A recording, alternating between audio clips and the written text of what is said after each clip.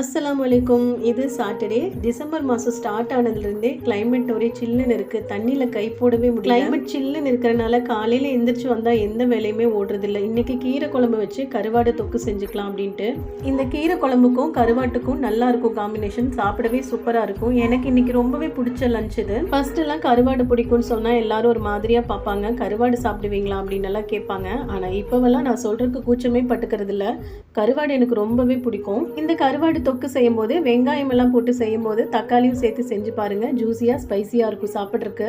அதுலயும் பழைய சாப்பாட்டுக்கு ரச சாப்பாட்டுக்கெல்லாம் சாப்பிட்டீங்கன்னா ரொம்பவே அல்டிமேட்டா இருக்கும். லஞ்ச் எல்லாம் சாப்பிட்டு முடிச்சுட்டு வெளியில கிளம்பிட்டோம். இன்னைக்கு சாட்டர்டே நல்ல ஒரு லேசியா ஸ்டார்ட் ஆகி ஹாப்பியா முடிஞ்சிச்சு. பர்ச்சேஸ் பண்றதுக்காக தான் போயிருந்தோம். தங்கமயில் போயிருந்தோம், மலபார் போயிருந்தோம், சென்னை சில்க்ஸும் போயிருந்தோம். என்ன வாங்கினேன் அப்படிங்கறத நாளைக்கு vlogல காமிக்கிறேன். மலபார்ல ஒரு காஃபி குடிச்சோம். சூப்பர் டேஸ்டா இருந்துச்சு. நாளைக்கு vlogல பார்க்கலாம். பாய்.